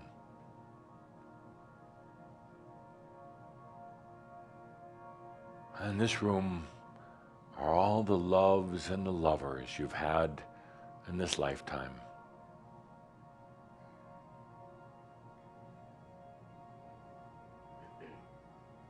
Doesn't matter how long. Could have been a day, could have been 10 years, 30, 50 years, doesn't matter, but all the ones who really touched your heart.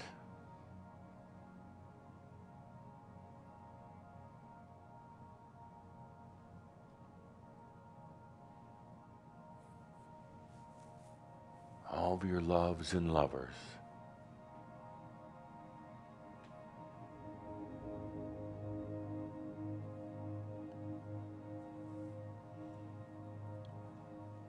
Are there a lot or just a few?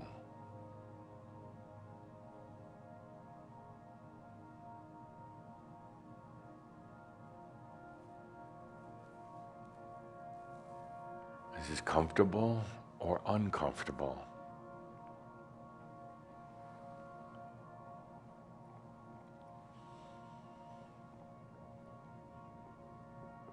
Do they notice you? Or are you invisible here?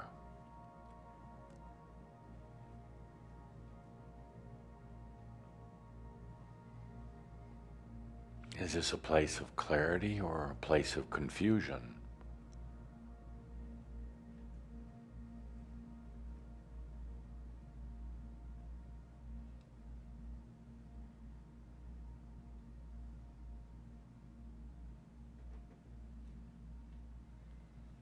So take a good deep breath in this room of loves and lovers.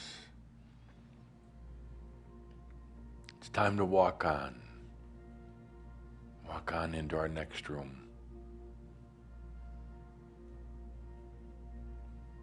This room is filled with those who you would call your co-workers in your jobs, ever since you had jobs.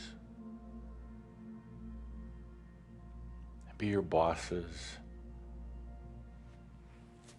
your peers, your subordinates, all the ones over the years. You know, there's kind of a special, strange but special bond when people go to the same place to work, have the same basic guess you call it goals, patterns. They're kind of thrown into this environment with strangers, all having a mission of the job and the work that they're doing.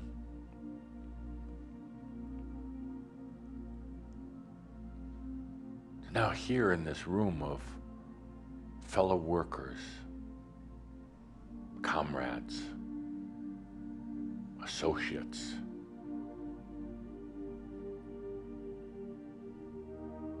do they see you, or are you invisible?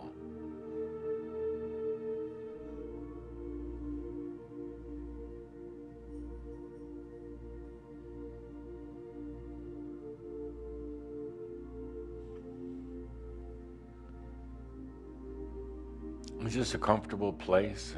Does it feel good to be back here? Or is it some place that you just feel is taking life energies away from you?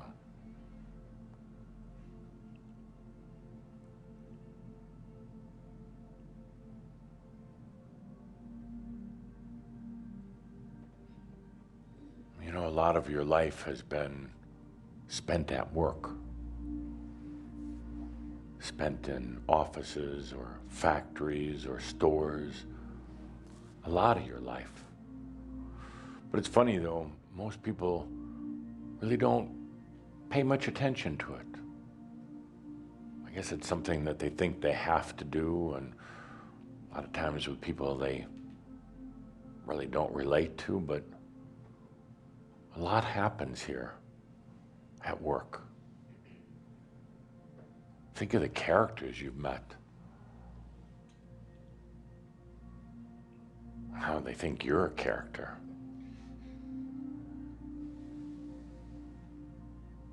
So take a good deep breath in this room of associates, co-workers.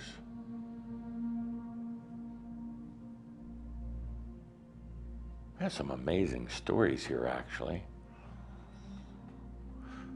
People who you kind of meet just passing through. Common thing as a job, but some people who you want to forget, and people that really made a difference on your life. But, well, it's time to walk on. So gather yourself. We have more rooms to visit. Gather yourself as we go into our next room. This room is most interesting because in this room are the ones who have been your guides, ones you've called your spirit guides, your angelic friends, who've worked with you in this lifetime and in some other lifetimes. And they're here.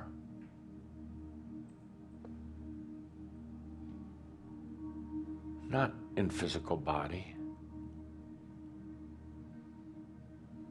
Maybe you don't even remember or recognize, but they're here. So I ask you to take a moment to really feel.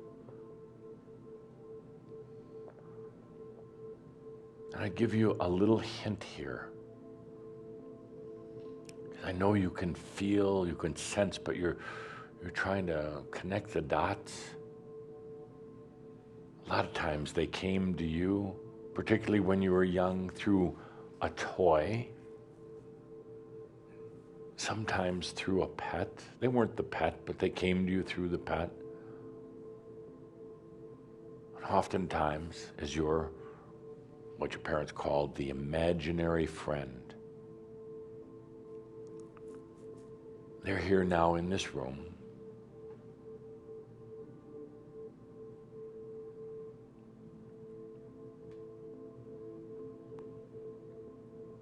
Are they aware of you?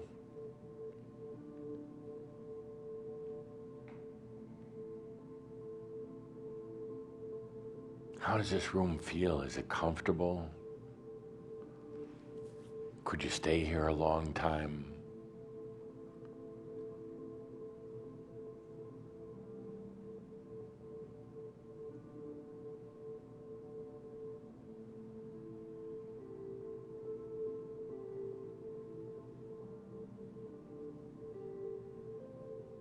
Don't struggle too much trying to make them physical or human. Just let yourself feel their energy.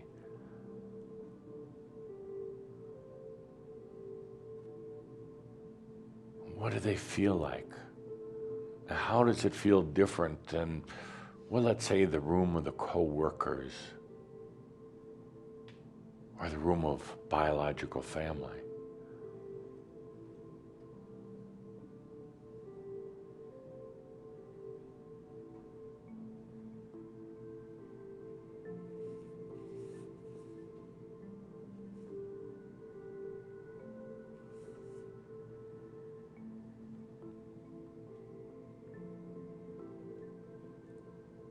You may sense something so close, closer than friends, closer than lovers, even closer than your biological family.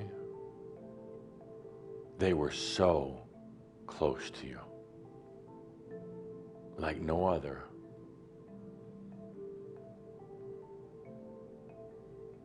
But you may also feel a slight sense of, well, abandonment.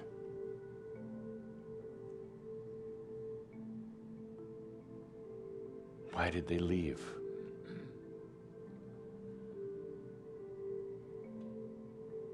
Why were they just gone in the night without even a note or explanation?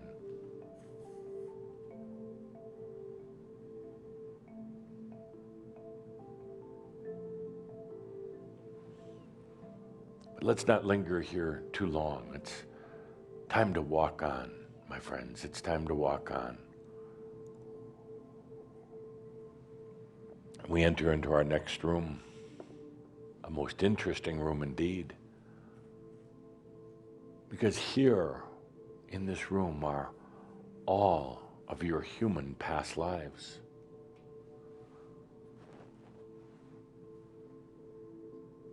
Every aspect that was a past life, every lifetime expression since you've been here on earth, all right here.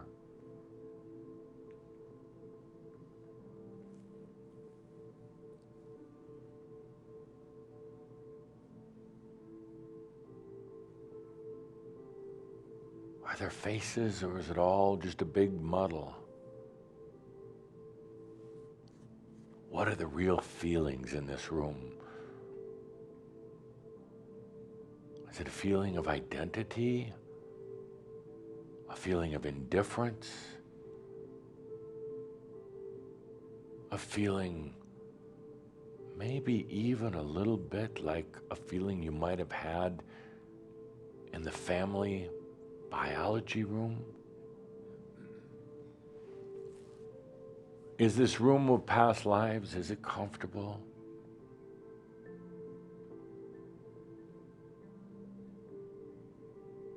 Do you see faces?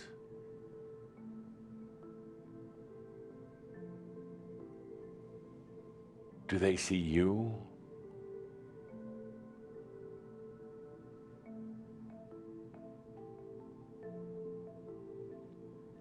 Is it a place you want to stay?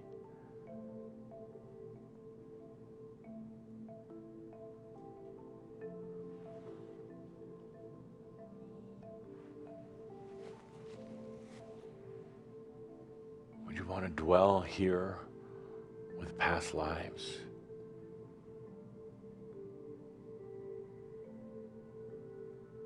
Is there clarity, or is it kind of dense and confusing?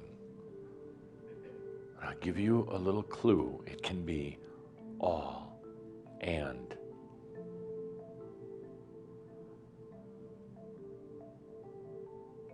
But it's time to take a deep breath and let's walk on.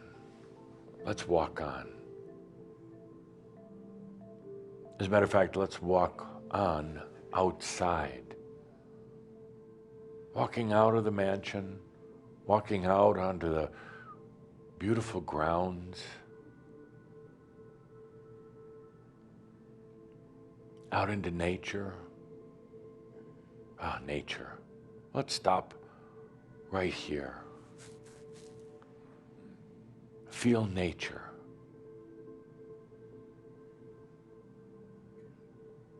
I found in my work with Shambhara that nature is actually the most precious thing to Shambhara, to the human. More precious than God, more precious than family. The thing that will be missed the most.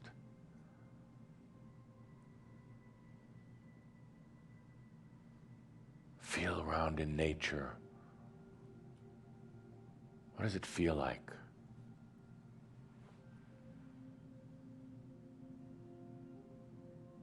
How is it different than those rooms we just visited?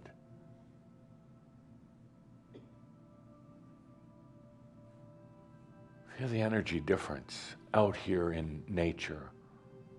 The sky, the trees,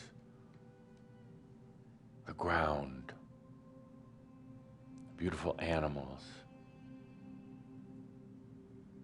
How is it different than the rooms in the house?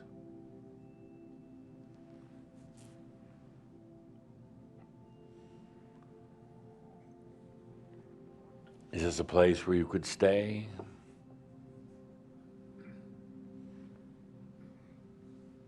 Well, it doesn't matter. We've got to walk on, my friends. We've got to walk on.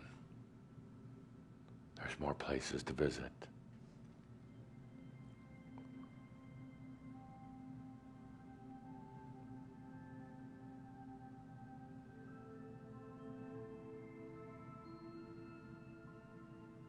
I'd like to take you now to a very interesting place.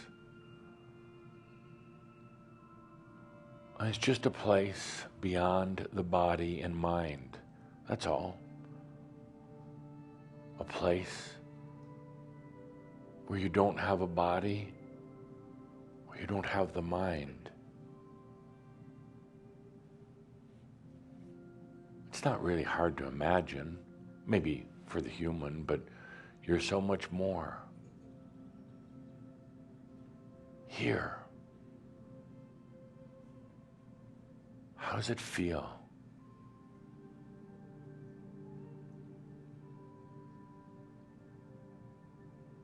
Is it clear or is it confusing?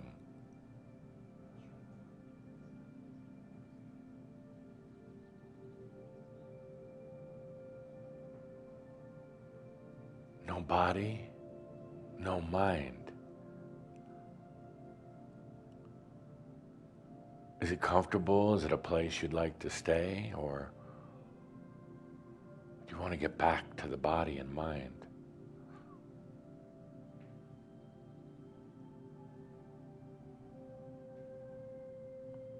It doesn't matter. It's time to walk on into the next. It's time to walk on to God. God. How does it feel?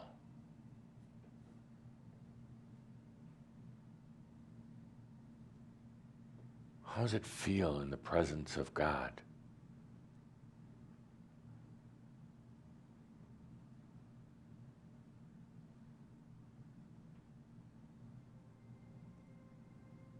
Is there clarity?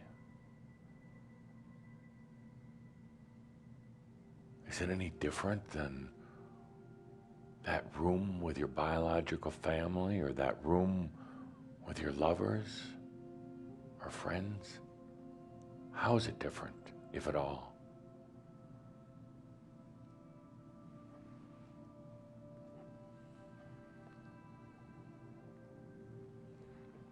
Is there acceptance and love?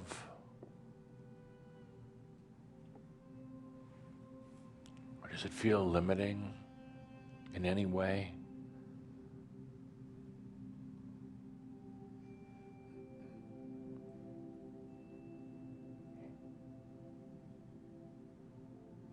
Feel into this thing that you have called God.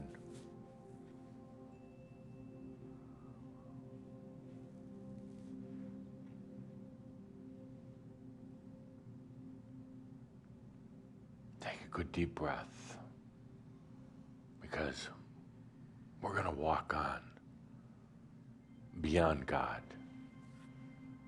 Beyond God. Yes. One might ask, is there anything beyond God? And I say, we're going to find out.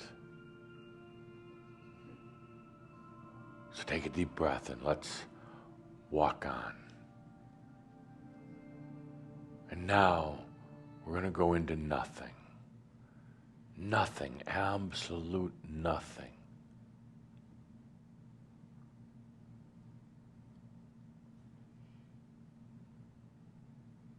There's no body, there's no mind, there's no family, there's no spirit guides, no lovers, no past lives, no nature, nothing.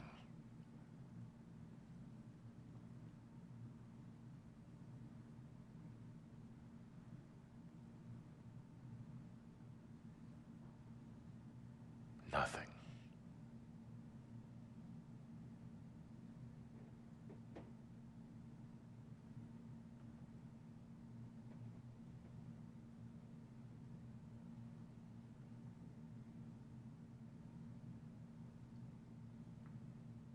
How does this feel?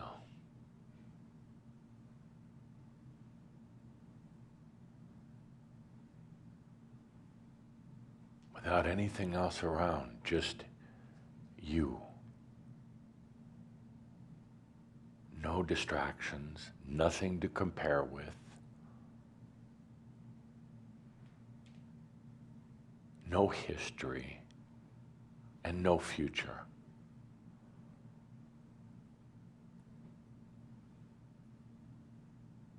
There's nothing except you.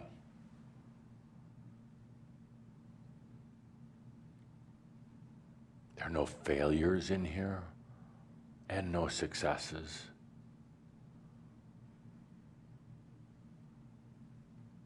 In here there are no battles with self or battles with others. There's nothing except you.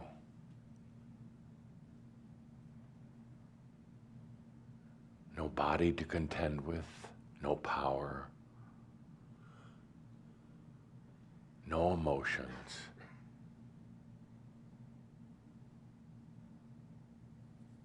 Just you. There's no death in here.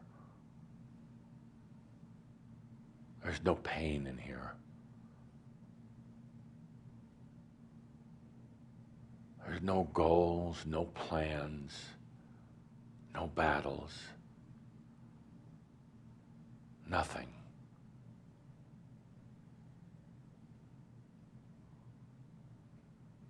Nothing is not even dark, it's not even still, it's nothing.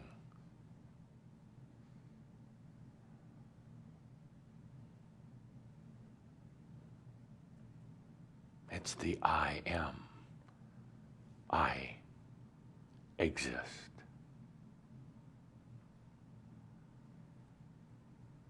Not I exist if I have a family, or I exist if there are angels, or I exist if there are past lives, or I exist if there is a future.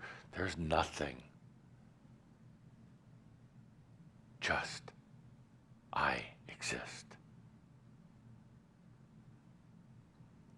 There is no history to overcome. There is no future to have to figure out and worry about.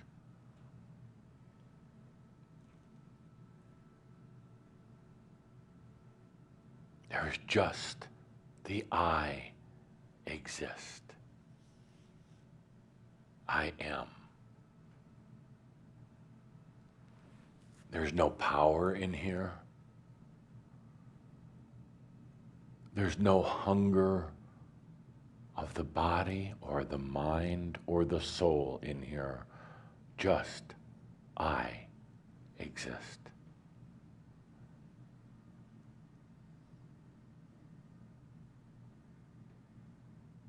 Don't ever leave this place.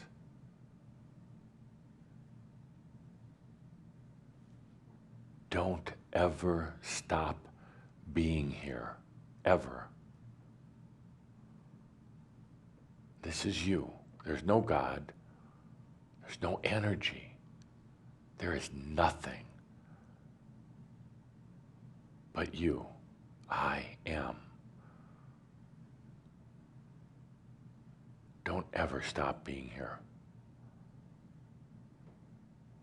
You can still be in all of the other rooms. You can be with family. You can be with friends and lovers and angels and nature and everything else. You can be in all those other things, but don't ever stop being here.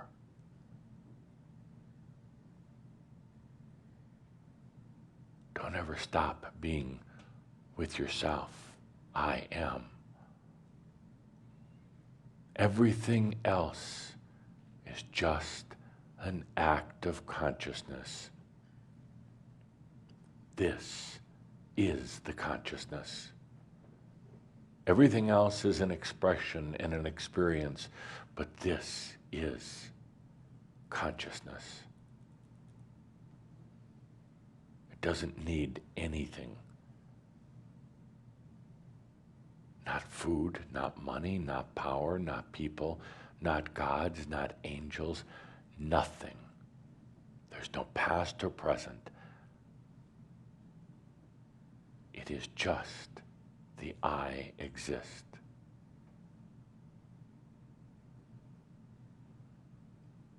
Be here always and be wherever else you choose to, but be here always.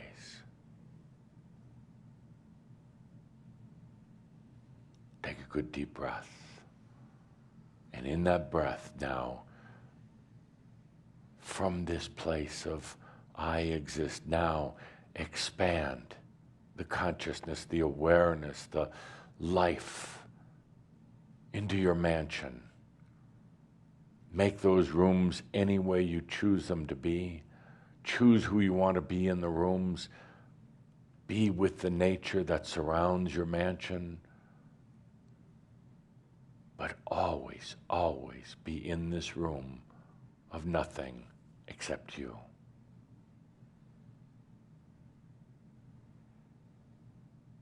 Take a good deep breath, my dear friends, as we walk on into the powerless life, into new dimensions, into new experiences, but back into you, back into the I exist. Take a good deep breath. My dear Linda will slowly, slowly do some breathing with you as I take this precious moment to go back to my I exist, to go back to my I am. Just a quick reminder that you'll all be receiving your free complimentary I amers coming to you soon. Make good use of them, but never for power. And with that, my dear friends, as you already know, all is well in all of creation and in nothing. Thank you. My pleasure. Thanks. And so it is. So I invite